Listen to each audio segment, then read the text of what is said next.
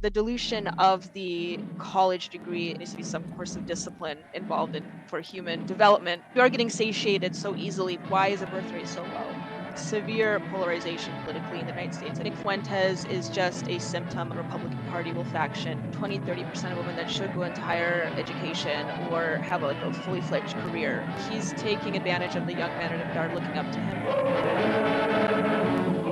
Okay, Illegitimate Scholar. I'm here with Daniella Pentsak. Did I pronounce that right? Yes, Daniella Pentsak is correct. What kind of name is that? It's actually Ukrainian. Oh, It's okay. Western Ukrainian. Or Western. Polish. It has some Polish roots as well, I think. I was going to guess Polish. I usually pride myself on recognizing names by their ethnicity. I'm really interested. I used to be a bouncer, and I would look at people's names and I would look at their ID, and really I'd just be looking at their names, like trying to figure out what ethnicity they were, and then like asking the people questions. Like the name, like, oh, this name looks Persian, and they're like asking, like, oh, are you Persian or whatever? And then this 19-year-old girl's looking at me like, what the f- are you talking about, dude? Were you fairly accurate when you guessed, or what was your accuracy rate? I don't know. I should I want like because I can recognize like languages too, kind of well, not super well, but like I should like test it. There's got to be like a Sporkle quiz on that or something to like recognize the names. I'd say I'm pretty good at it. I didn't always confirm it though. Usually I would just do it in my own head and hand them the ID back unless it was like something I was interested in. But anyway, yeah, Western Ukrainian. Are you like third generation, second? Like, well, no, I was born here. My parents came in here from the Soviet Union. Oh, your parents did. Okay. Yes, they did. My dad is Ukrainian. My mom's Georgian, actually. So they came in from the Soviet Union in '91 and had me here. Okay, fantastic. Much better place to be than Georgia and Ukraine. Specifically, of the Soviet republics, those are two that you would not want to be in after '91. Absolutely. Well, it was dissolving at that time, but they were obviously going through some turmoil still. So yeah, it was a good time to leave and lay down roots here. And I'm really glad they did, especially now with what's happening in Ukraine. But yeah.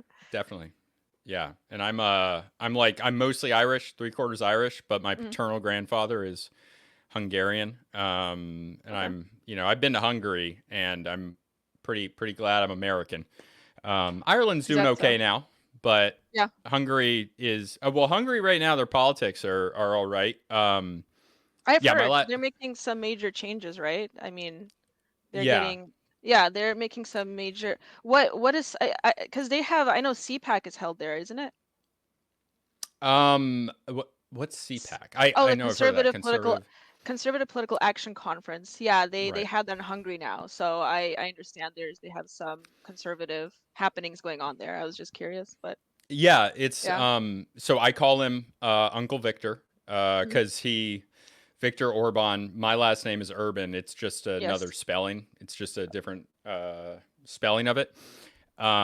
He's, he has his issues, but seems to be somewhat anti-globalist, a little bit buddying up to China. I haven't kept up with it too much recently. I used to keep up with it more, but there are definitely some good things going on in Hungary and also Central Europe and Eastern Europe in general.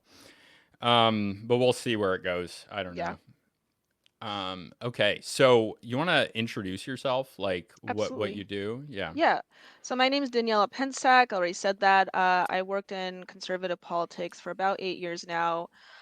Throughout college and after college, I worked for the state Republican Party. I worked for the Trump campaign. I also worked in the right-wing movement at large, like for Turning Point USA.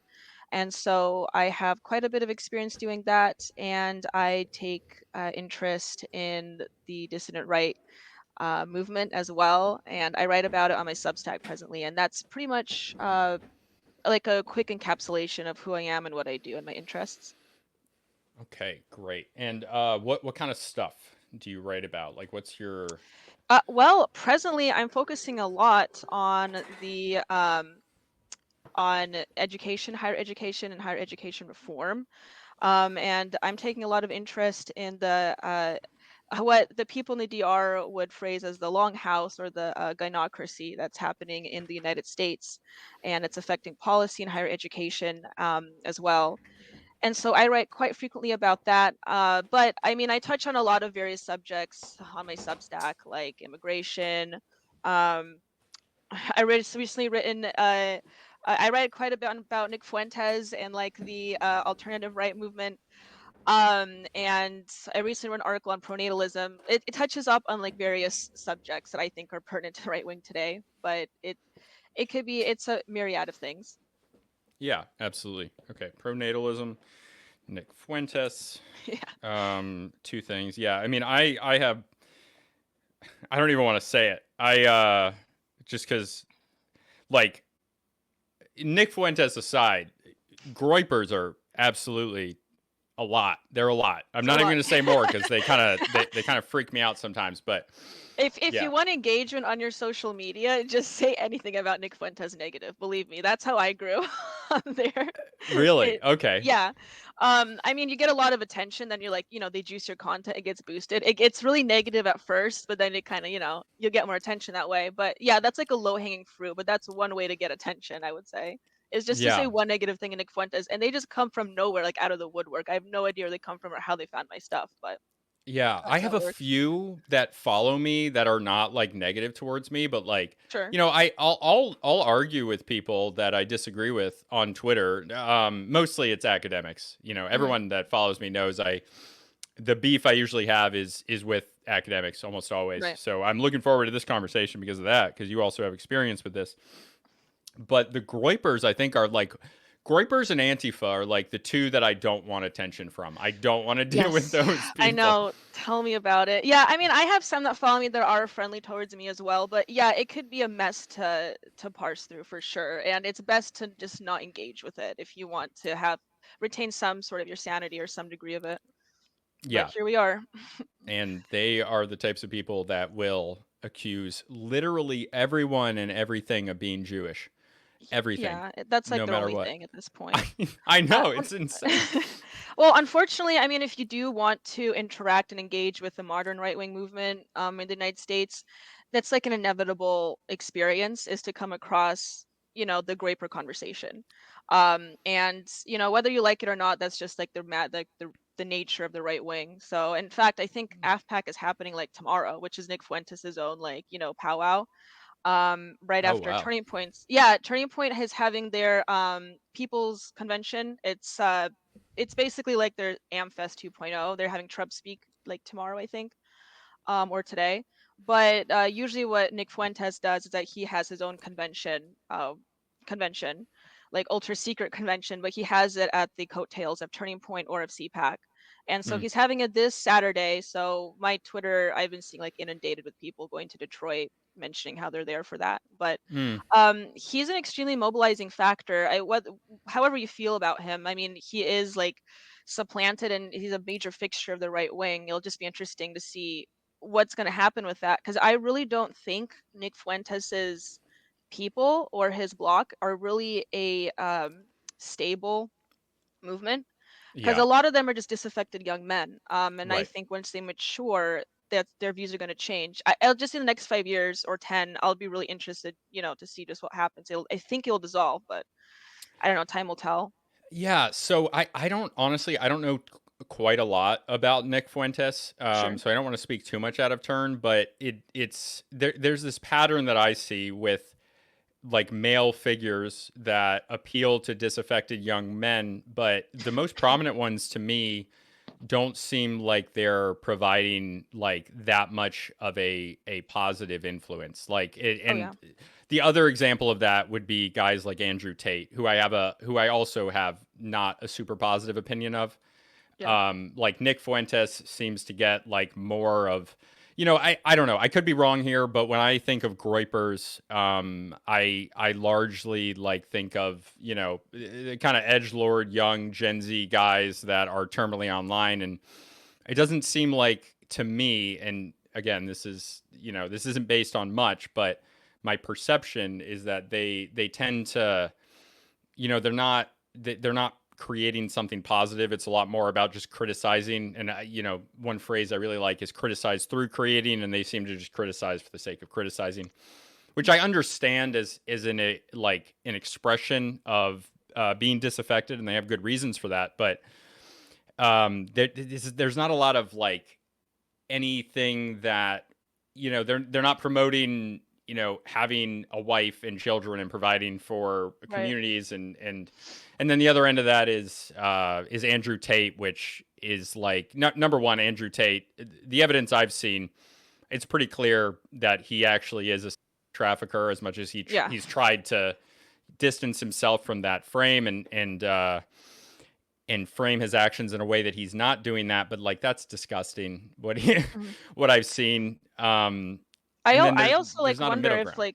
If like Andrew, I do wonder sometimes if Andrew Tate's a psyop because it's such a joke, you know what I mean? And obviously, like if you look at the history of what he's said, it's not inconceivable that he would be caught in the crossfires of these allegations or crime. I don't know if he's been formally charged yet, or he probably has been. But anyway, at any rate, but yeah, you're right. I think that people like Nick Fuentes or Andrew Tate, it's what I term it as like the absurdist right now, so where like young men, it's inherently deconstructivist. They don't want to really do anything constructive in the right wing movement. And they're just essentially, it feels like a generation that's just lashing out at what's been happening for the last like 20 years in the United States. But I also believe that that's in part a response to the increasing polarization in the United States. I think since the advent of the internet, especially, but also 2016 and Trump's run, I think exacerbated this. You see severe polarization politically in the United States like we haven't seen before. And I think people like Nick Fuentes is just a symptom of that, or response to that. But yeah, what you're describing seems to be, especially with young men, a very destructive element of the right wing. But we also see the same in the left wing too. So it's just a matter of like what the long term, what the outcome will be. I don't really know. I personally think that formal organizations surrounding or within the right wing, like the Republican Party, will faction, I think, in like the next 10 years or so. It just doesn't seem, especially with Trump's run in 2016, I don't think it's conceivable that the Republican Party will stay unified. It already is internally factioning. You know, you have the rhinos and the MAGA people and institutionalists and anti-establishmentarians. So it's already happening. It's just it hasn't formally happened yet. And this extreme branch of like the Groypers and whatnot, I think, is just a symptom of a major problem. But it'll be interesting to see in the next 10 years or so what's going to happen with that. Right. I mean, it makes sense to me that in a situation where young men, I mean, and women, but in this context, men are so disaffected and like they don't have a lot of options economically, and you know, being demonized in regular media, like that there's a bit of lashing out. I understand that, and when you feel powerless, that's like what you can do. But at a certain level, it's like, you know, you're not powerless. I know you feel powerless, but you're not powerless. And someone like Nick Fuentes, at least in practice, it seems like the expression of that really does come down to, in effect, nothing productive. There's nothing productive going on. I should say though that, like, while I don't like Nick Fuentes, the idea that he was debanked and removed from every platform in the United States, every service in the United States, I mean, that's insane. Yeah, of That's course. scary, regardless of who it is. I mean, I don't think that should happen to anyone, I Anyone. would say. I venture to say, like, you know, maybe not anyone, but like somebody who murders somebody or, you Sure. know, Like commits active serious terrorist, assault. maybe. Right. Yeah. Right. Like, but even that doesn't happen to them. And I don't even Right. know if it should happen to them. Like, you shouldn't be removed entirely from society. But regardless, but that's the face we have. And you know, talking about technology, I'm going to shout out Will Wren here, who does the Renaissance of Man podcast. I mean, he's somebody who I view as having a very positive influence on men, but he's not a like. It's not clippable. It's not. You can't scroll through TikTok and see him saying some of the same things that Nick Fuentes or Andrew Tate would say to get attention. And that's like, you know, Nick Fuentes and Andrew Tate. They're like a bag of Cheetos in their content. There's nothing, Yeah. there's not a lot of substance to it beyond that. But the way that we as a culture broadly and in aggregate consume information, it promotes this type of nonsense. But yeah, Nick Fuentes, Andrew Tate, good start. Great people to talk about at the beginning. Love that. Love that. That's the conversation that we're having. Sorry, I started talking about Nick Fuentes. I didn't mean to. It was just on my mind. It's not your fault, because it's what is happening. That's right. You kind of got to. You have to. It's the same. That's forces. the zeitgeist right now. We have to talk about it. Yeah, seriously. Even though there's better things. I had this situation, not a situation. I wrote I don't know if you've seen this thread. I want to show it to you if you haven't, because I think you'd enjoy it. But I wrote this. There was an article posted by two female anthropologists where they said that female women evolved to hunt, and their evidence for this was bad. It was really bad evidence. I went through it in detail. I tore apart their argument. They were using evidence from women winning ultra marathons, which is like 150-mile run, swimming across the English Channel, which doesn't, yes, human beings are endurance hunters, but there's nothing about a 150-mile run that has anything to do with endurance hunting. That's far too long. And this has to do with women having slow twitch muscles more than fast twitch muscles. And yes, in far endurance, women are more efficient at something like that. Even then, they were winning some of these races. They used evidence of Neanderthal women, which is completely different than Homo sapiens. They were more, yes, they were humans, but they're not Homo sapiens. They're not modern humans, and they lived differently than Homo sapiens. They were more solitary, which would obviously mean, and more robust. Like a female Neanderthal, they are dimorphic in the sense that a male and a female Neanderthal would there are differences between them, but a female Neanderthal compared to a Homo sapien man, they have more dense bones. Neanderthals in general had more dense bones, thicker, more robust skeletal structure, so they were more suited to hunting. And the fact that they were more solitary means that there's less of a division of labor. So, but they use Neanderthal women hunting as evidence of Homo sapien women hunting, which is not a thing at all. That's insane. But I looked into the work that these two anthropologists did, and one of them had incredible, great archaeological work that was looking into Neanderthals, and like a dozen articles that provides real evidence of how Neanderthals lived, looking at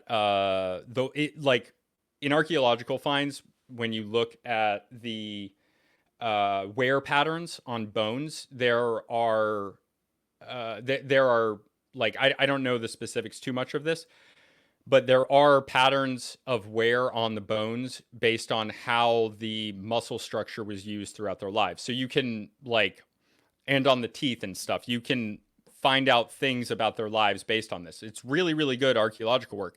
And that got no attention, right? So she's producing this great content for archaeology, which really does provide us, it provides us with good evidence of our human past, but that's not clickbait worthy. So eventually they produce this article, and it gets pushed out to all these different platforms, and that's what gets attention. And unfortunately, they're beholden to the same crap that I am, which is, you have to, and we all are, is that you have to talk about what people want to talk about. And what people want to talk about is lies like women evolved to hunt, which they didn't.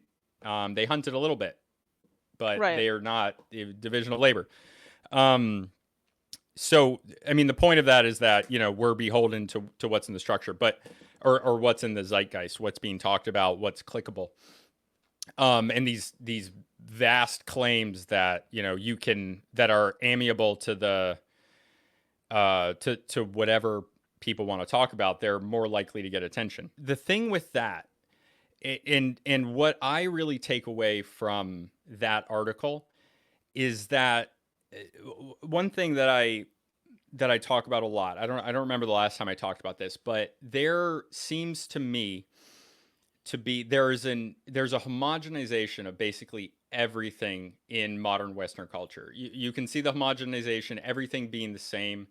One example I often talk about is like architecture. So architecture, and I've written about this a little bit, is that like in the past, architecture is based on what is available in a local area. So the materials and the styles of it are based on the human and especially in this case, the physical environment. So, you go to you go to Arizona and there, if you look at Native Americans in the Southwest, you have the Pueblo people where they are building their homes out of the environment. You compare that to other Native American structures where they're living in wigwams that are made in tree bark and trees in the eastern woodlands where I'm from. They use wigwams, and then you have hide structures, teepees in the plains. It's based on their living, their subsistence strategies. All of these things decide how people are going to live, whether they're stationary or nomadic. Whereas today, there's a homogenization of architecture where no matter where you are in North America, the houses being built are the same. They're made with structures that can be used anywhere, but they're not specific to anywhere as well. And this is good from a spreadsheet, from an economic factor, in that like you can produce one thing and that can be used anywhere across the US and Canada, mostly, besides like Hawaii and Alaska and Nunavut and stuff like that. But what used to happen is that these specific local cultures would create their housing, create their structures based on what's around them, and they're very localized, which I think is a good thing. I mean, I love culture, so having differences in culture is awesome. But there's a homogenization in basically everything, and there's a homogenization in also what we value. So when there's a homogenization in what we value, I mean, I think from my perception, like what people are good at and what people value comes from, in a lot of ways, the average white American man, which means like, it's a white guy that's Protestant, and what they would accomplish like 50 years ago, that's what everybody strives to. And when you look at somebody, like when you break down why the politics of the time would want women to hunt, it's like, okay, so this is what men did.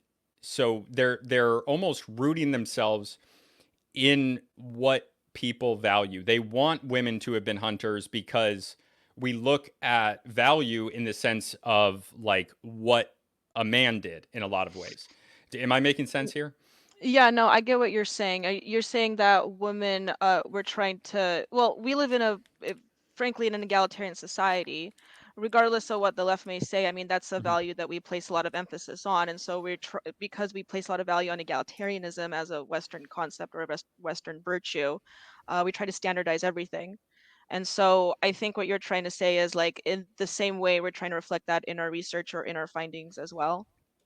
Yeah, and it's to me like it comes from, there's a subconscious, there's a subtext in there where hunting is viewed as like the best thing. If you're not hunting, then you're doing something less important. But Sure. there's no reason to look at hunter gatherers, to people who are hunting and gathering. There's no reason to view hunting as the more important thing. In fact, there's reasons to view it not as the important thing. So with a lot of hunter gatherers, depending on where they are, because this goes very, very differently, but if a hunter gatherer tribe, they are hunting sometimes of the year, they're gathering, they're hunting most of the year, but hunting gets you animals, right? It gets you protein, it gets you very important fats, good fats, things like that. But in most hunter-gatherer societies, the majority of calories are actually coming from the gathering. Mhm. So the women, largely women, there's variation in them. Like women absolutely did hunt, but the idea that they hunted as much or more than men is not true. There's certain examples where they did hunt large game. It does exist, but the idea of wanting the subtext of that to ham fist this argument that women did hunt, to me there's a subtle subtext that it is good to hunt, but Mhm. really it's hunting doesn't exist without gathering. You have to have both because the majority of calories are coming from the gathering. The calories that are gained from gathering, they're more stable. They don't have refrigerators. They can't keep meat. So yes, hunting is very important because of the nutrients that it provides. But less than 30% of these calories in most of these places are coming from hunting. So you need both, and one isn't better than the other. So implying that hunting is more important than gathering, to me, in a lot of ways, is devaluing the work that women did in hunter Mhm. gatherer societies. And I see the same thing today. It's that, you have to be a girl boss, Jeff Bezos type. But women in general there are certain women that, they're great for that. But men are more likely to be good Of at course. that. And also, there are plenty of men who aren't good at that. So Mhm.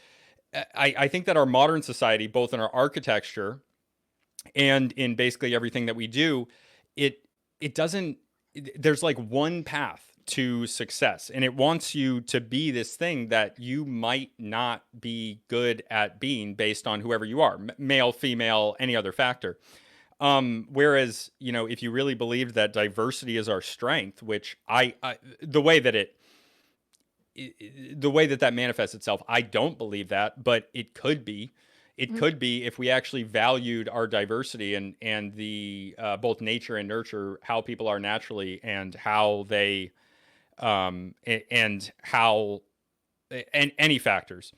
Um, that if you valued what women did, why don't you just admit and show? And maybe they truly don't believe it, but I think the evidence is pretty strong.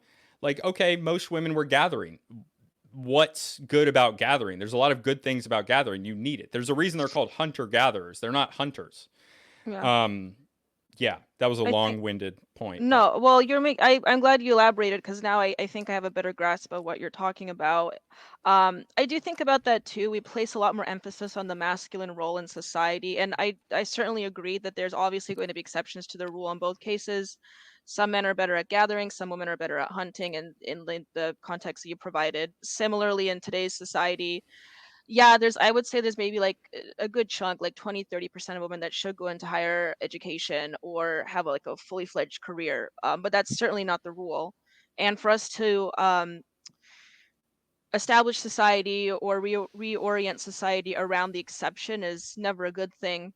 It's not going to be the most productive or effectual thing. And I think that's why we are in the situation that we presently are, nationally speaking, is because we are making the exception the rule, not just for this issue, but also for for minorities as well, and for other cultures that aren't, I would say, primarily representative of the nation, of the national demographic, and so forth. But uh, besides the point, I think what you're describing, and I come across this myself also as a woman, last I checked, but perhaps it has to do with the fact that we align the masculine role or like the hunter role, as you describe, a lot with agency or the ability to leave the stationary, or the family situation or the stationary situation and to perform one's agency.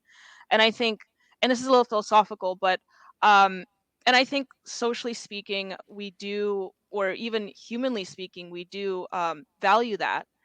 And the fact of the matter is, men have more capacity or more capability, or whether, I don't know if it's inherent, or if it's or if due to environmental reasons. I think it's tied to one's physical prowess. Men are just physically more adept and stronger than women, but we see men perform one's agency and their ability to grow more than women do. And in today's world, we clearly don't live in the primitive societies that you're describing. One can perform one's agency in different ways, whether that's physically or at home at the computer or whatnot. But I think woman's tie to her reproductive abilities, it disallows her from perhaps performing her or what we perceive as agency in the same manner that man does. So I think there is, and I think it all comes down to that, is that women are reproductive creatures. I mean, we can give birth and men don't, and that that ties a lot to our physical abilities as well. But I think in our society we place so much value on performing one's agency, but we align it so much with the male perspective that females may not, or misconstrue that as them not having the right, ability to perform their own agency, which I think agency, it's a more of a, or the genteel position, it's more of a comparative thing. I mean, women and men can perform it differently, and again, there are exceptions to the rule, but you know we shouldn't perceive the world in that way. So, or align society according to that. But yeah, and I mean, today the girl boss situation, I think, is reflective of that. A lot of women don't feel comfortable with that reality, I think. And I think a lot of that is I think the byproduct of that is this revolution of the 1960s and 70s. So I do think it is self-determinative for the women, but I think a lot of it is also just propagandized for men to think about in those terms. Right. Um, and we place so much value on, for instance, the college degree, where I honestly don't think majority of men or women should go to college. I think the I average agree. person isn't, aligned in that way. I think more men should get into trade. More women should be probably caretakers or homemakers, most, but not all. But I think because we place so much emphasis on the higher education degree, if everyone has a degree, no one has a degree, so it's completely diluted. Hmm. So women are raised in this concept where they think, well, if I don't have a degree, I can't live a comfortable life, right? And so they postpone, for instance, having children. And in response to that, men also, I think, are responding, or they're airing their grievances about that right now with the divide we're experiencing. I feel like, at least online, with the wars or the gender wars, where you find all these disaffected men that are upset about that. Whereas I feel like women are, responding to it thinking that that's what they have to do or they ought to do in order to live a comfortable or fulfilling life, where that's not necessarily the case. So I think, like, this type of culture that we're living in right now, and I think a lot of it is set on the shoulders of education, from higher also to primary education. I think we should teach kids to, and I think the Scandinavians kind of do this in their education system, where they try to find a kid's, or a child's skill sets and try to direct them towards an individualized path of education, as opposed to more of a standardized situation, Yeah. where the United It's States the has. Montessori school model. I Right, don't know if they exactly. do it, but Well, there's some similar to positives of that. that. Yeah, Yeah. exactly. And I think what you'll find if we adopt that more nationally is that you'll find that more girls will be more inclined towards caretaking positions, or even clerical positions, or homemaking, or wanting to be a homemaker. Whereas right now we're teaching young girls and boys a standardized way of looking at the world, a universalized way of looking at the world, that we're all the same. It's an egalitarian way to look at it. And I don't think that's conducive to a functioning society. And I think that's kind of where we're at right now. No, yeah. It used to be that it takes all kinds, and now Hmm. it's like, no, there's just one kind. You have to do one thing. And there's an incentive structure in the United States that in North America broadly that pushes this. And I've seen this. I never became a teacher, but I did my student teaching full load. Like, I've seen what they push in secondary school, in high Hmm. school, middle school, and they do push that. Like, you have to. Well, I'm from Connecticut, so maybe it's worse here, but they push like, oh, you have to go to college. Everybody has to go to college. You have to do Right. this. And more people go to college today than ever. And we have seen a divide where more women Yeah. go to college than men. More people go to college in general. It's more expensive than ever.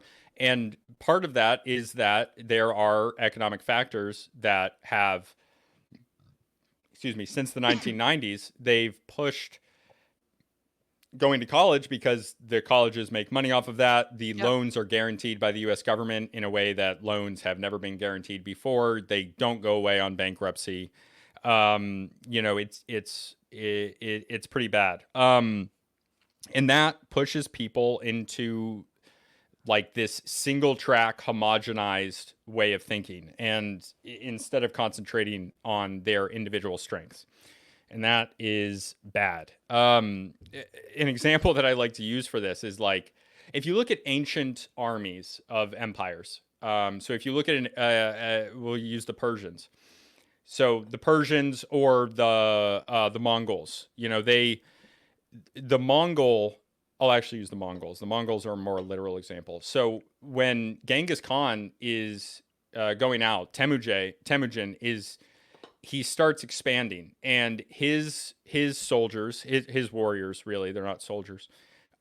He has a few different types. I think there were 3 types, but like he's got his horse archers, lancers, like he's got mounted troops. That's what he has, and he's trying to take cities, right? And you can't do that with cavalry. You need infantry to take cities. You need siege weapons to take cities. And as he goes out and conquers different areas, he's incorporating these people into his army. He's getting these siege experts, he's getting administrators to administer the non-military parts of the empire. And he takes those not from his own people, but from the people that he conquers. And he doesn't take these places, he doesn't take a city that has majority infantry and turn them into horse cavalry, because horse cavalry is not what they did. So he could take them and make them into imperfect Mongol warriors if he wanted, or he can use them for their strengths, which is what he did. Because this is what they did. They were like whatever they're good at. Maybe this one area has good spearmen, this other area has good archers, and he takes the best of everywhere and then uses them instead of trying to force them into a mold that they were never intended for. The Mongols are learning from 4 years old how to ride horses and shoot bows. You're not going to take a 25-year-old guy and turn him into as effective as a Mongol warrior. And it's the same thing with our diversity today. Like, you're taking people that might have different strengths and you're trying to force them into a single mold. You're trying to force them into a mold in which they don't fit. And then there's a cognitive dissonance where people are not naturally susceptible to this. It's not what they want to do. It's what they've been told to do. It's not what they would want to do in a vacuum. It's what they're like, just these messages are just thrown in and thrown in and thrown in at them until they believe that's what they want. And I think that's, there's plenty of reasons why people are incredibly depressed today, but that's a major factor. Do you get what I'm saying? Yeah, With no, I that? understand. Yeah. We'd like to tout that ourselves as we appreciate multiculturalism or a diversification of our nation. And I mean, in some respects, we do, obviously, by inviting other cultures into our nation. But what you're describing, I think, is a more important feature of that we are completely ignoring in education and in the career world as well, in the workplace. And so, yeah, I think the fact of the matter is that we are placing so much emphasis for both sexes and all demographics to go this one. And what you also, with like colleges making money, that's obviously a big part of it too. So I think it goes hand in hand with making money, but also that we place so much emphasis and value on this principle of equality, which is a good thing. I mean, I called myself an egalitarian for many years because I do believe that, we should obviously treat everyone equally. Mm-hmm. But if we want a functioning society, but how that translates in effective policy or how that translates in our practices in education doesn't seem to be working. And so we have to value people with the individual skills that they provide. And once again, like I was speaking with primary education, from what and again, I'm not a childhood like education expert, obviously, or an early education expert, but what I've read, it does seem that we do recognize like individual traits a child possesses pretty early on, and that usually sticks with them all throughout their life. Like Mm-hmm. in their formative years, it's pretty easy to tell. And obviously, some people are going to change later in life, but that's very rare. Usually, their characteristics are exemplified pretty early, and it sticks with them. At least that's what I've read. So, and if a person wants to change their direction or the individual course in education or career, obviously that should be an option. But I think approaching people in an early life and explaining to them and telling them that, and propagandizing them, frankly, and saying that they should achieve a certain pathway when it's not designed for them, obviously is a negative thing. And that's causing a lot of issues in the nation right now, whether that's like the replacement rate or the total fertility rate of the nation, but also just like overall happiness. And the dilution of the college degree is a terrible thing for many reasons, and Yeah. economically speaking as well. So yeah, that's where we're at, unfortunately. Yeah. Yeah. Gosh, my podcast is so negative and so black pilled all the time. Like I'm so it's I not mean, your fault. It's me well, every single time. every guest you bring on is like a black pilled Well, is it's not even that the guest is black pilled. It's that the like what oh, we like what I concentrate on is like what is happening mhm, and like how that relates to human nature and anthropology, and that is usually it usually manifests itself in some pretty black pilling ways, unfortunately. So no, it's not your fault. It's not your fault. It's every single person I bring on. In fact, the last one I posted was fine. That one was linguistics. So that one was okay, just that wasn't content, too but bad. pretty I much I like the rest of them. Schopenhauer, so I'm gonna be extremely black pilled. My apologies. Who is that? Schopenhauer, the philosopher. Sorry, it Oh, was a I'm not familiar. philosophy joke. He's like one of the most black pilled philosophers ever. So Okay, okay. yeah, I'll have to take your word for it. yeah. So you brought up this revolution, Mhm, and this one thing I was talking to Will Spencer of the Ren of Men. I think I called him Will Ren earlier, but Will Spencer of the Ren of Men, Renaissance mhm, of Men podcast. He brought up an idea which I agree with. I've adopted this. That Andrew Tate and the likes of him are a byproduct of this revolution of feminism, of like mhm. radical second or third wave feminism, maybe no, maybe second. I don't remember. I'm not a feminism expert, and which is a good thing. So when you take Andrew Tate's ideas into practice, I don't want to misrepresent him, but it does seem like he promotes degeneracy among men. I don't think that having not to be like he promotes degeneracy among men. Don't criticize my past or whatever. But Sure. it's this isn't how I think now. But the he promotes having as many partners as possible for men, Mhm, treating women in my the way I perceive it is treating women as objects.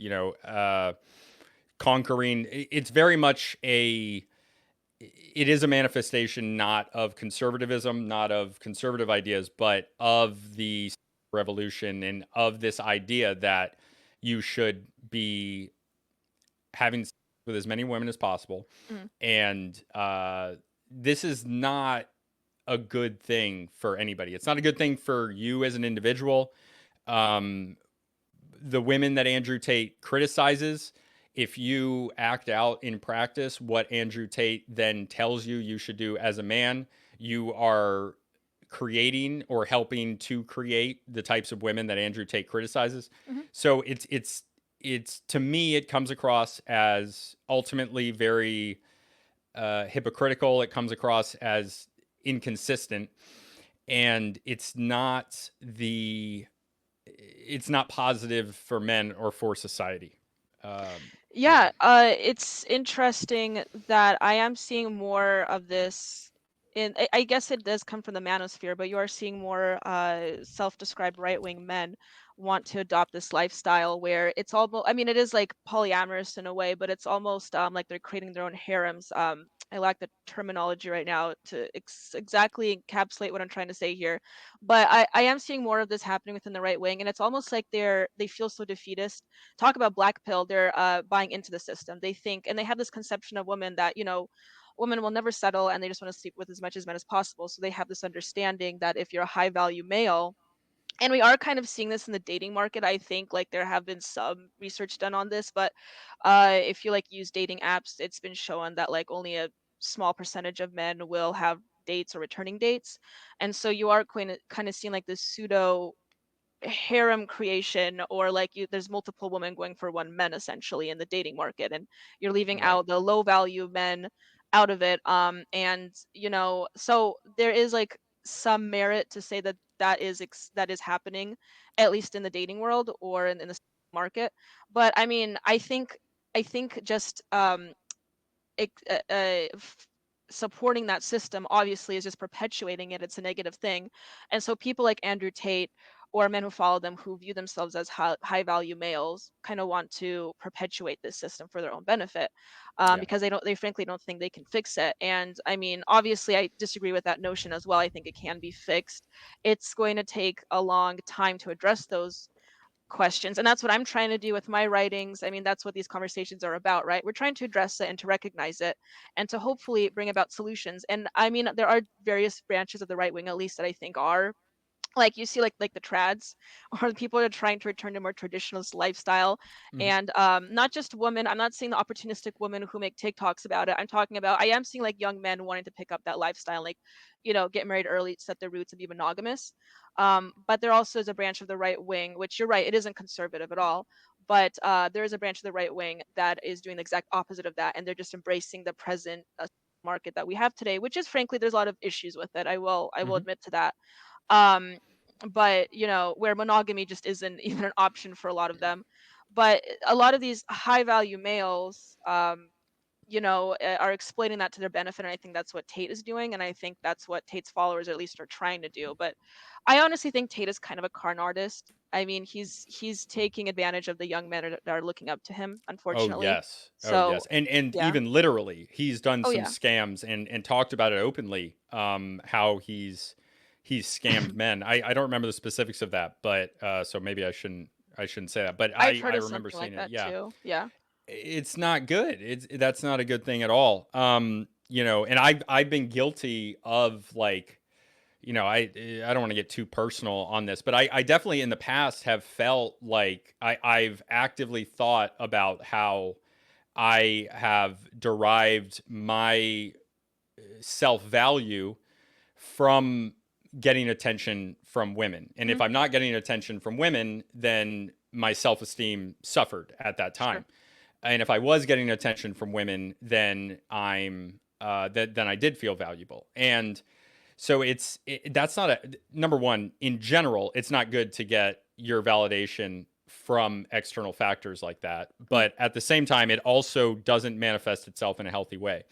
And just the most basic way of looking at this is, in the past, in like my mid 20s, I'm only 29, but in like in the a few years ago, I was getting a lot of my value from this. And when I look back on like what I was doing, the amount of time that I spent just spending time with women and also spending time trying to spend time with women was it's I mean it's it's almost I'm going to use the term in a metaphorical sense, but it's almost masturbatory in, Mm. in the sense that it's a waste of time. Like, the only thing it produces is it's effectively the same as spending your time masturbating. Complete waste of just single, like, pleasure. You're just going for pleasure. You're not going for any. You're not creating anything. You're just out there wasting your time looking for short-term pleasure with the added negativity of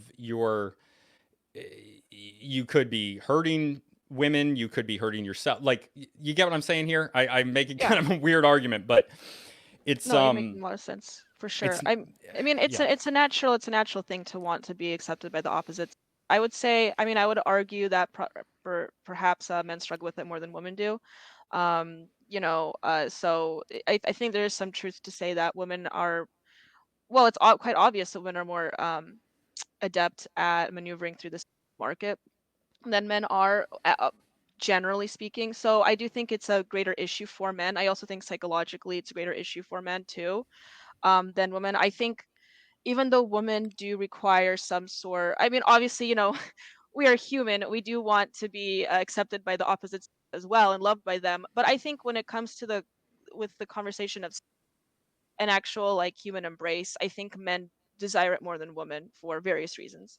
Mm-hmm. And I mean, whether or not you want to get into that, that's a different conversation. But I think for that reason, this is why we're seeing a lot of this lashing out happening within the right wing and within the broader American culture. And we're seeing things like the Manosphere come up, like the Groypers, or what I term the absurdist right, like these young disaffected men that are just lashing out at society, or they want to in one way or the other. And so, it is quite unfortunate. And how we actually approach this situation, is it's not going to be an easy solution, because I think that requires a total overhaul of culture. Um, and to some degree, I think I will agree with right wingers and say in some aspect, this is the byproduct of the liberation movement and feminism. What you were describing, I think, was third wave feminism and intersectionality. Um, so I think that is part of it. But I also think that's a natural adaptation of the advancement of civilization, is that women do also want to, perform their agency as much as men do. But that is also extremely self-destructive to women, because I frankly don't think women were designed or evolved to be that way as much as men are. Not to justify men going out and sleeping, with whoever they want. I think that's wrong. I think there needs to be some course of discipline involved in for human development or Yeah, individual for both development. men and women. Exactly.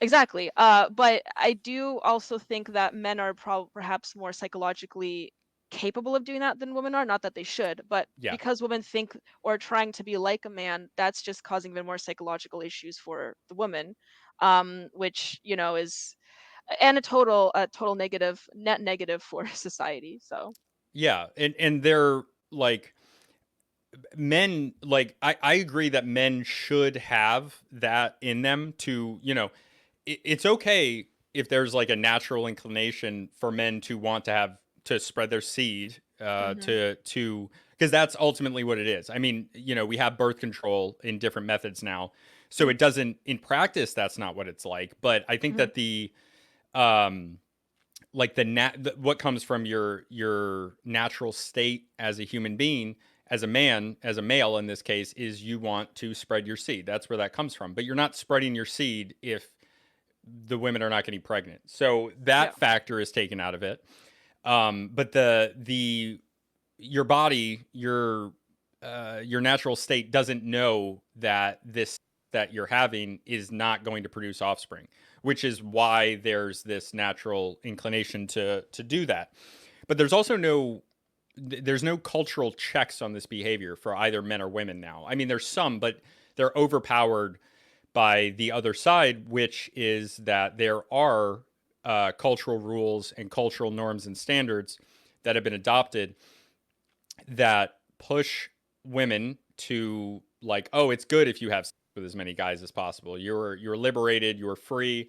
And then for men, from guys like Andrew Tate, it's good that you want to have sex with as many women as possible. You should do that. You should do that. I don't know why. I don't Maybe he has a justification for that beyond just this simple, it's like, oh, boss G, top G type.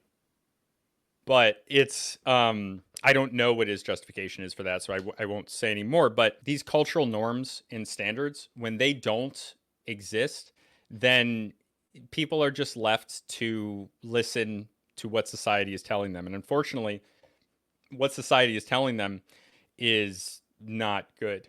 I don't know if you want to get into pornography, but like the there's been some stuff recently I've seen on the amount of pornographic actresses who have vast mental health issues. A hmm few years ago, there was like lack of consent in some of these. Just is some really gnarly stuff going on there, and this is pushed as acceptable, and especially with like OnlyFans, which is like hmm way worse because it's such a low barrier of entry for young women. You have something like what's her name, Bad Baby, Yeah. she goes That by. baby. Yeah. Like, she got famous at like what, 14 years old, and then hmm she turned 18, went on OnlyFans, and she made like $1 million in the first month. And hmm what does that tell you about society in general and of men and what we accept? Because as far as I'm concerned, every single one of those men who signed up for a freshly 18th birthday woman who was in the broader culture for 4 years since she was a 14-year-old teenager. I think every single one of those guys should be put on a list, because I'm not saying they're, I have to say, one of my favorite YouTubers, Turkey Tom, he says PDF file, because you can't, the real word is like, Right. It's like it's tagged. demonetized, or Yeah, something like that. You can't say too many of those words. In fact, there's some other words I've said here which are not good. I might have to go through the editing and block them out. But it's not that, but it's creepy, and it shouldn't be something that's viewed as acceptable in culture. And I don't think it is like largely acceptable, but it's tacitly accepted, in the sense that, like, she's still in the forefront of culture for doing it. I think she even called it out. She said, like, when I turned 18 and started OnlyFans, like, all those guys, like, that's disgusting. And then she was getting kickback for saying that. I'm like, no, she's right. I get that she was a part of that. Like, she was the one who did that, but she's still right. It's still the correct take. Yeah. Yeah, the emphasis on today is obviously never before we have seen. I mean, I think that humans have always been somewhat degenerate, but it's not so much I think that we're more degenerate these days. I think it's more that we have broader access to something like pornography or OnlyFans, or like even, well, OnlyFans is unique because I think it also creates the element. I think it's more scary even is that it's causing like these parasocial relationships, and it's replacing even the social element of sexual conquest.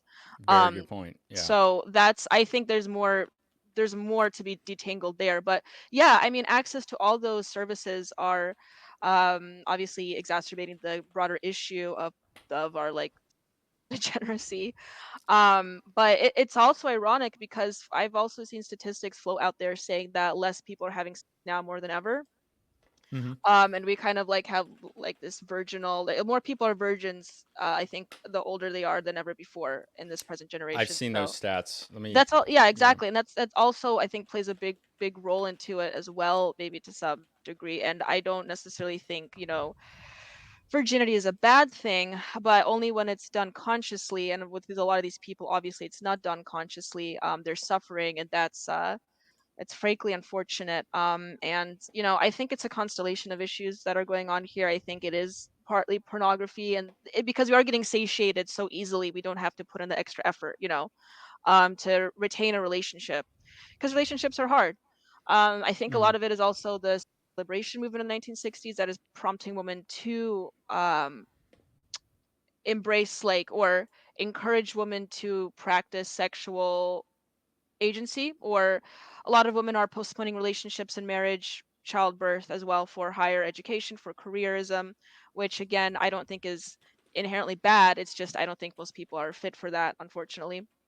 But I mean, there's a lot of aspects at play here that is preventing that from happening. So um and to address it, I don't think it's fully possible, honestly. I mean, I am kind of a Hegelian in this. I think you need both sides of the spectrum to really have things work. But I don't think that we can fully address it. But I think that, as a conservative myself, at least, that, people like in this movement can at least try to address it by promoting more traditional values. I don't consider myself a traditional conservative, by the way, Mm-hmm. at all, in any sense of the word. I'm actually not a pro-natalist. People think I am. I'm a natalist. I'm not.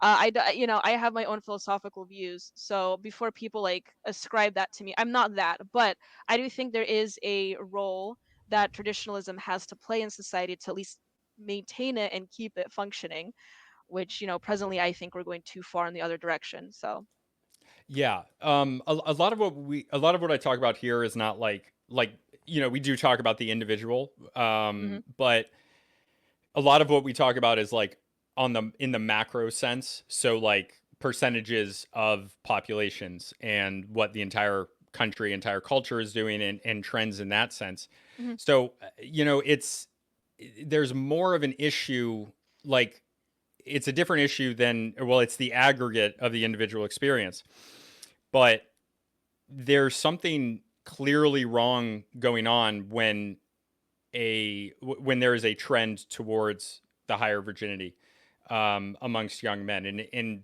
I think you're entirely right when you identify the parasocial relation. This is something I haven't considered, is that the parasocial relationship provided by something like OnlyFans, someone that's probably even worse than like a man going out and wasting time on, trying to have sex with as many women. Maybe it's destructive in other ways, but if that replaces, if you're getting it through an economic way, you're getting it through paying for this relationship that fills that void in you, where, by the way, I fully believe that you're probably talking to a dude when you're doing that, because any OnlyFans model that I say model, any OnlyFans person who's on there, I mean, if they have, it just makes sense economically that they would farm out that method. So I mean, whatever you can, that's gross. Not that being gay is, well, it's kind of gross, but different conversation. Right, different conversation. But like, it's very, very, very gross if you're not gay and you're doing that. I mean, that would be gross to you if you knew that, right? If you're not gay. So so what the hell? Yeah, I got distracted searching on this thing. But did you hear about this this thing that happened where the remote tribe in the Amazon got access to the internet? No. Tell me about it. That's interesting. So this let me I don't think so. Okay. Maybe is it an old story? No, it's like the last week or two. Okay, then I have not. Tell me about it. So this remote tribe in the Amazon, it connects to the internet. They get connected to the internet by women that look like this. One of them is literally wearing a Harvard shirt, and they're with this dude.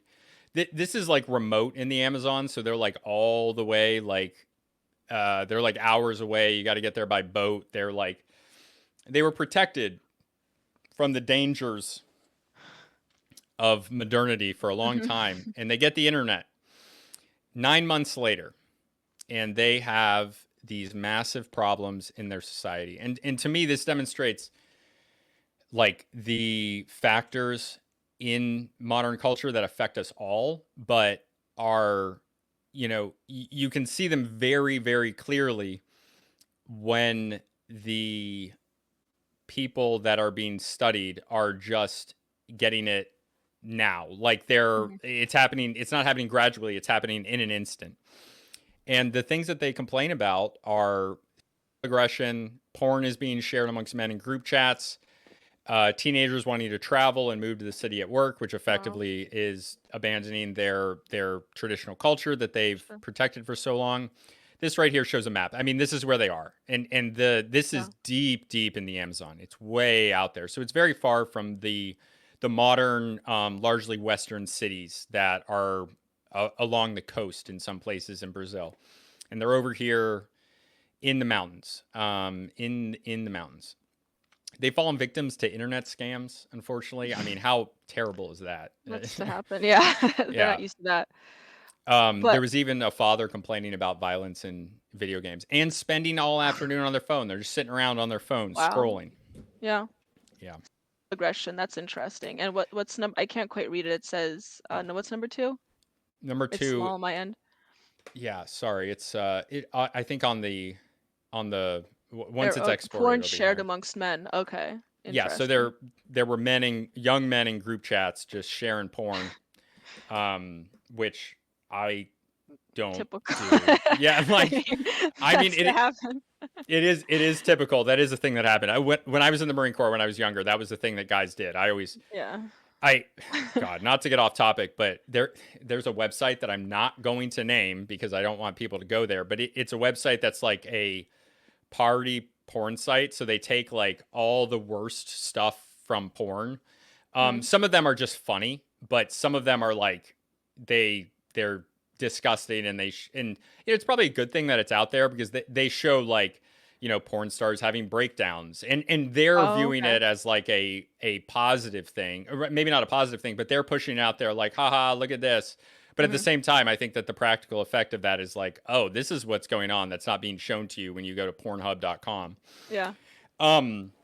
But yeah, when I was like 18, 19 in the Marine Corps, like a bunch of guys in my job school class, and I never did this with them. I might have like walked in once and left, but like 5, 6 dudes sitting in a room around a laptop or a small TV watching depraved porn together to laugh at it. Together? Okay, to laugh at. Okay. They're not, as far as I know, there was no circle jerking going on. All right. It's still weird. It's very weird. Even at 18, 19, I was like, I don't want to participate in this. This is gay. Yeah. The Marine Corps is the most like masculine, homophobic, homoerotic place, which is oxymoronic, but it's true. Very, very weird shit. But yeah, there's this woman, Flora Dutra, Brazilian activist. She's an activist who works with local tribes, but like, okay, you're working with local tribes, you're bringing them the internet, which you think is a good thing. She believes that anxieties about the internet are inflated. Yeah, this is what happened here. They're just, this article is full of quotes from people in that community who are like, "Oh, this has really screwed things up." Did relationships dissolve? I don't know if that was a part as well, but they didn't specifically say that, but okay. I assume there were I'm some of sure that them. also Yeah, happened. Yeah. Yeah, no, yeah. that's interesting. It's the dopamine hit. I think they got exposed to, I think there's people throw around the word desensitization a lot, but I think that pretty much describes the state of our nation, is that we have so much. It's not just porn, it's also drugs. I Mm-hmm. think also like the over prescription epidemic that we're facing right now also is a big part of it. Um Yeah, and and like consumerism, I think, is a big. and Yeah, consumerism, the media. So I think because we are so used to the dope, I'm not a brain scientist, but I think you know what I'm saying is like when we have yeah, the spikes in dopamine, we just get used to it and we have like this flat effect. Whereas these people, it seems like they, when you get inundated with so much, all of a sudden, I think it just kind of, open up their pleasure receptors and they just want more, obviously. But yeah, I think that because we are experiencing that broader flat effect in the nation, we just want more and more, and that's kind of why we have something like OnlyFans coming out, and with the parasocial aspect of it, which, as I've said, is really dangerous. I think that also contributes to the virginity crisis that we're facing right now, obviously, because there's no effort put into anything anymore. Both sexes, both men and women, I don't think want to put in effort into like a relationship or a marriage as much, or they're afraid to, or they're postponing it for other reasons. yeah. But it is not Or they don't have necessarily, the money. They or they don't have the like, money. yeah, Exactly. And but at the same time, you have people, the right wing, tell young men that they need money in order to obtain even like a functioning relationship, which is not necessarily true. no, you just need And potential. exactly. And women are good at recognizing that. Yeah, Yeah, exactly. So, yeah, addressing it, I don't have all the answers. I don't think most of us do, but I think I mean, I am optimistic. I think eventually we will reach some synthesis. I don't know if it'll happen in this generation, but I think that as with most civilizations, whether it breaks down or we create a new one, eventually there will be a synthesis that will happen. I think because we are seeing more of this push towards traditionalism in the right wing movement, and more of like this natalist propaganda. I think more people are wanting to return back to some sense of normalcy and to like stabilize the curve, but only time will tell on that. I don't quite know. yeah, yeah. Seriously. Gosh, I've never talked about stuff so much on a podcast. I apologize. Sorry. That's not. That's what No, no, happens no. when you have It's a girl on, right? no, yeah, yeah. Even like, I had another woman on recently. We talked about it a little bit, and with men. I'm sorry. I hope I didn't. I don't think that's your fault. I think I ended up. It just ended up as the topic of conversation. Yeah, but there was, I think in this article, like what I just realized as I was thinking, like, oh wow, we talked about a lot on this podcast, which is relevant to the marketplace. It is very relevant. But even in something as basic as like what this article concentrates on, and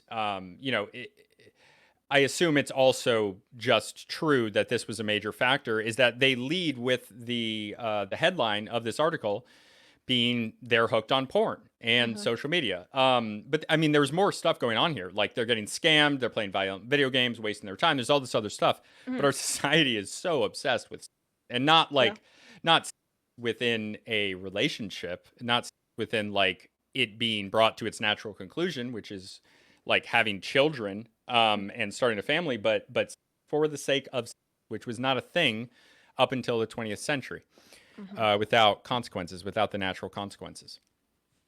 Yeah. So no, that's entirely not your fault. That is just that's just what ended up being relevant. So we're getting close here. We're at 75 minutes, which is around when I look at it. Is there anything that we didn't talk about that you want to bring up? Is there anything you've been working on perfectly recently? It's okay if there isn't, but no, I am actually thinking about new topics to write about. I mean, I did just write funny enough, yet again another based article on the natalist push in the, which is probably why I'm bringing it up so much. no, it's okay. Like for instance, like the young Turning Point USA, Charlie Kirk's organization, like they, for instance, they just had the Young Women's Leadership Summit, which I like to call the pro-natalist conference, because I've been to it before. I worked there, and you know and that's what I was trying to get at, is that the conservatives are pushing so much on this messaging, and for young women to have kids, and that's not necessarily a bad message, you know, especially with the birth rate and a total fertility rate for heritage Americans, especially. Which is why we have to rely on immigration, is just to maintain the job market. But you know, that aside, I do think that is a valiant effort, but at the same time, you know, we are inundating young girls in the conservative movement with this messaging. Teenagers, by the way, this event is for teenagers. But doing that in tandem in a culture where we don't allow women to have a comfortable life and do that. I mean, like I mentioned earlier, young women and men, both sexes, are pushed with this idea that they have to get higher education to live a comfortable life. And it's kind of like a self-fulfilling prophecy, because that is true, because we do place so much emphasis on the college degree, and that shouldn't be the case. And I am seeing more of this like emphasis within right wing, or within the right wing movement, like more men get into trade, more women become homemakers, so maybe we'll see a counter effect to that. Um but yeah, like that's essentially, to answer your question, that's kind of what I've been focusing on. That was my last article. But I'm thinking about more things to talk about here, but that's just that's a general trend I've been seeing in the conservative movement. And even though it's a valiant effort, I also think that we should perhaps shift our viewpoints to answering broader questions about why that is. Why is the birth rate so low? And it's not just because women decided not to have kids.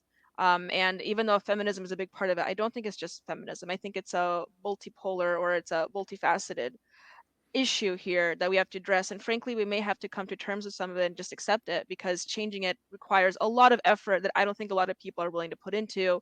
Or, you know, affecting our, or changing our education, our primary education, that requires a lot of teachers that actually care about kids. And we don't really have that in the country right now. That's really sad and unfortunate, but you know, we just have to deal with that. Yeah, and there is unfortunately the push from the very very powerful teachers union in the United States is Yeah. honestly in a direction that is not in line with how people actually feel based on the surveys. You know, I'm a big fan of Corey DeAngelis. Met him once. I think I'm a little bit too out there for him to actually want to work with me, which is fine. I want him to do his work effectively. Um, and if being associated with me is a negative for him, then I don't want him to talk to me, frankly. But I love the work that he does, and pushing for school choice, which is supported by a supermajority of Republicans and about half Democrats. So, and yet not all Republicans support school choice, and there's basically no Democrats that do, and that comes from that. So, if there's nothing else that we have to talk about, I'm just gonna pull up your Substack so I can show people the stuff that you talk about, and then they can go over. Your aesthetics are peak, by the way. Really, It's thank you. I'm trying to work on it. Thanks. no, I mean it's great. I love aesthetics. I love this type of thing with the flower headband. Yeah. Love it, love Yep. it. And I love the accessorizing with the and that's the thing. Okay, I get a lot of guys will like make fun of like view it as kind of feminine for dudes to wear like bracelets and jewelry and shit, but I like doing that. I always do. Yeah. But anyway, yeah, you're accessorizing. I use women's shampoo. No big deal. Kind of have to. Women's shampoo is better anyway. I mean, they place more. Yeah, I'm not gonna buy that 4-in-1 crap. Yeah, I use like exactly. salon. I use like someone salon gets it. shampoo. There's a guy that gets it. Okay. Yeah. I use more products than my girlfriend. Okay. But yeah, and guys can view that as feminism if they want. I'm comfortable with who I am as an individual. Yeah, I just want to. I haven't seen this before, but love that. This is the type of stuff you get on Daniella's. I'm sorry. I hope you're okay with me sharing this. No, that's fine. I don't. That's why they're there, so people can look at it. Yeah. So, yeah. It's called Freedom Verse. That's the name of my publication on there, Freedom Verse. Right. But you can just find it looking up my name, I'm sure. So. Yeah, and I'll link it down below. Cool. Okay. Any last thoughts? After that, I know you kind of already did, but yeah. Well, thank you for bringing me on. This was a pleasure. So thank you. Yeah, thank you for coming on. That was great. All right, and remember, you are human.